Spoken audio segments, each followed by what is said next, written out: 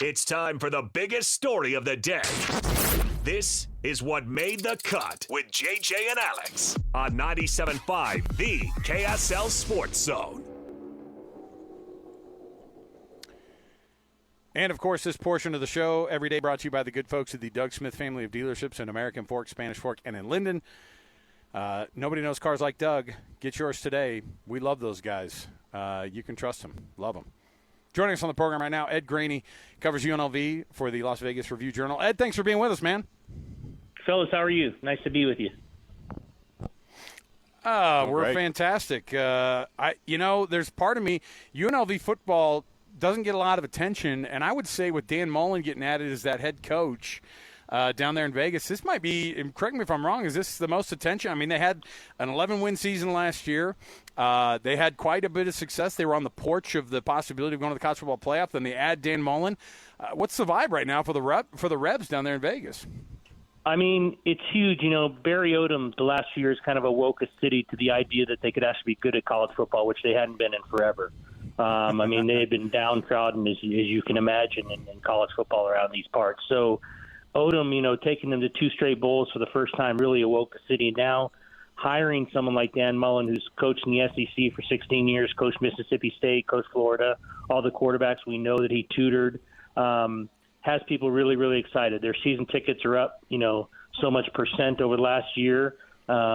He's very excited about trying to get this town having a big-time college atmosphere on a weekly basis inside Allegiant Stadium. He's come from big-time places with that kind of atmosphere, and I think he really hopes he can kind of create that here. And, he has to win to do that.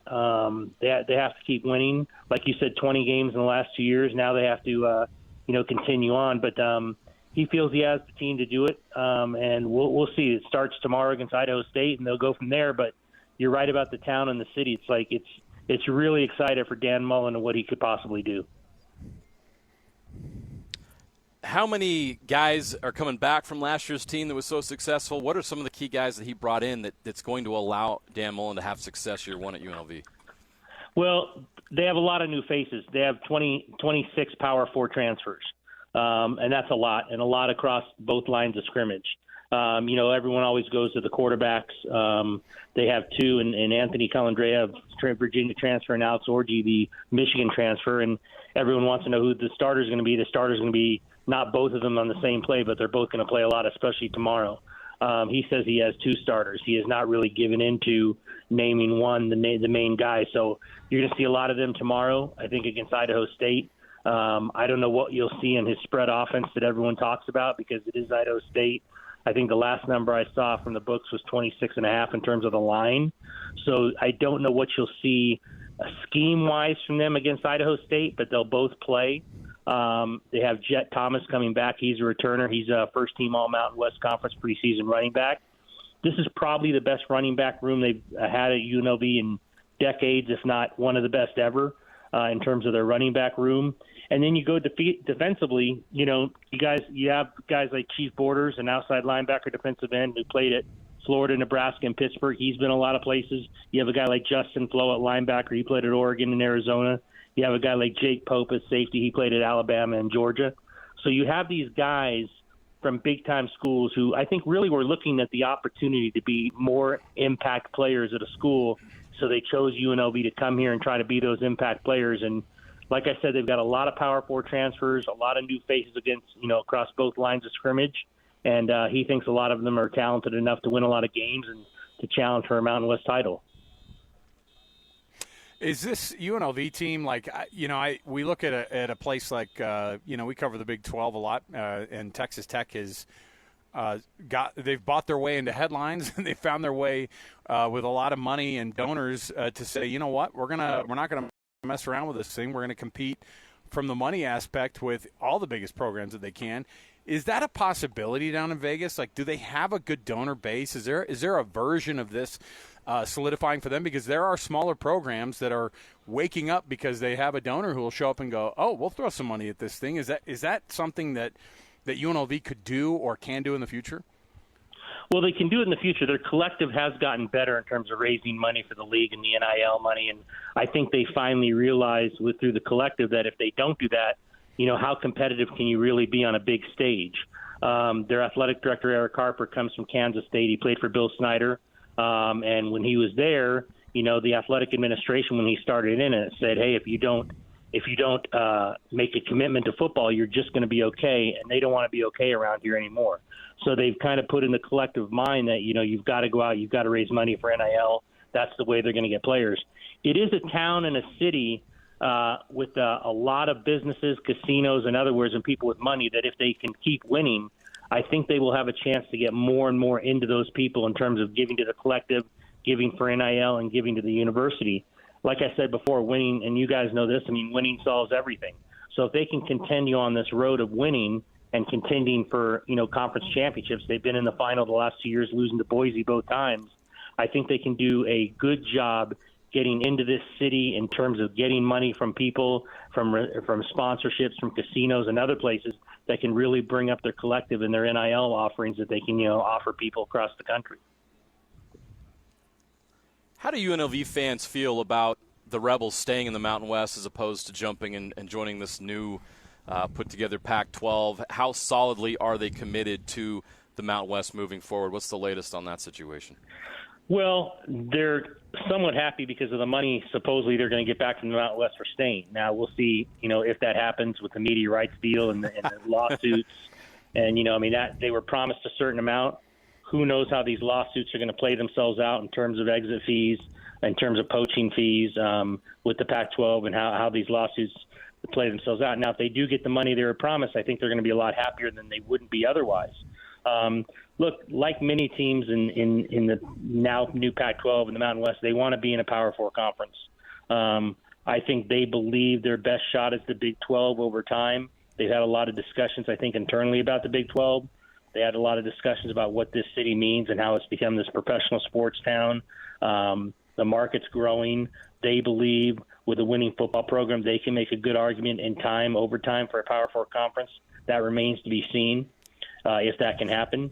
But right now, they're going to tell you that they're fine with being in the Mountain West, that they chose to stay in the Mountain West after that deal was made with them in Air Force in terms of the money.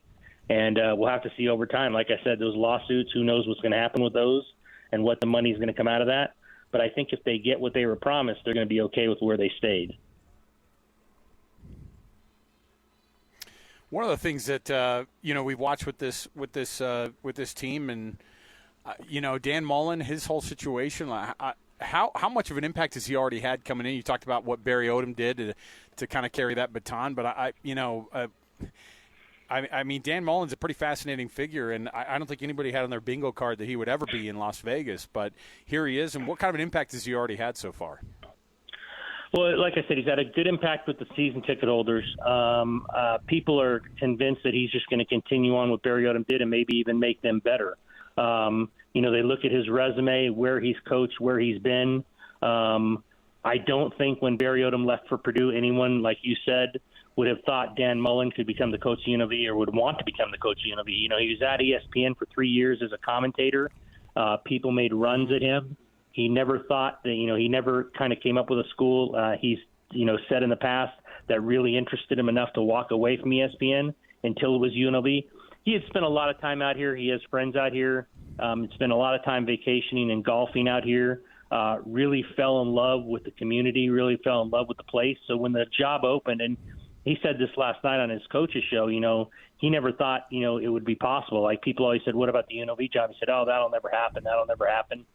Maybe he thought Barry was going to stay longer than he would have. But he's made an impact in terms of what people believe he can do here and how much he can, continue on with the winning ways. He's got, like I said, he's got a resume. He's coached at big-time places in the biggest conference you can coach in. The quarterbacks he's tutored are, second to none.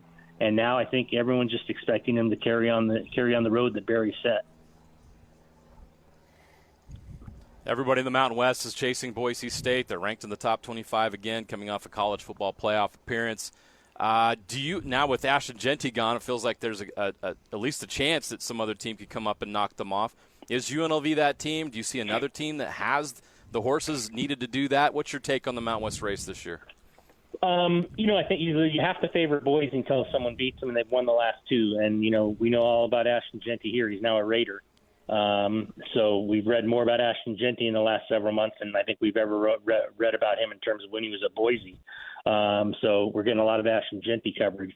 The one team, I'll tell you one team, because they don't have to play UNLV or Boise, is San Jose State. I would keep an eye on. I think maybe their toughest game is Air Force at home. I think they've got a lot of talent at San Jose State this year, and they're kind of my sleeper pick to maybe get to the conference final because of who they don't have to play. But yeah, I think, look, I mean, UNLV has to go at Boise. That's probably, obviously, they're probably their toughest, conference game.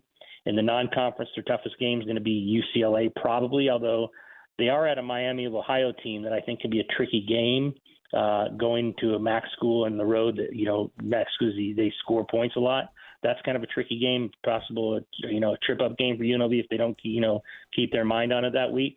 But yeah, I think UNLV, you have to give them credit for what they've done and for the coach they have now and the people they have coming back and all the transfers they have that seem to be good players that you would think that they could challenge to get back to that championship game with Boise. And then I'll throw San Jose State out there as a team I think, has a potential to get there as well. Quick question for you. When you look at a team like Utah State this season, what do you see from, a team that's going to have Bronco Mendenhall and new guys coming in? What does the UNLV side see from Utah State? Obviously a good coach who knows the league. And I think you can start with Bronco and what he's going to do there. I don't know their personnel as well as I do UNLV, obviously, but you can start with Bronco. I think Bronco has high aspirations for wherever he's been and for whatever programs he's taken over. So I think with him starting, that's a good starting point, and I'm sure he'll do a good job with Utah State. I mean, I think he's a really good football coach, and he knows what he's doing, and that's where you have to start. You have to start with who's running the program. That's a lot of reasons people are so high on UNLV with Dan Mullen. I think people there, and Logan are probably high on Bronco Mendenhall and what he's going to do there.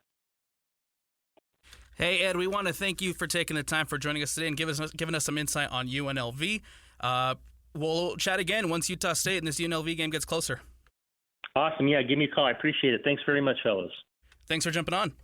All right, guys, we'll take a break here on JJ and Alex. More to come on the other side here on 97.5, the KSL Sports Zone.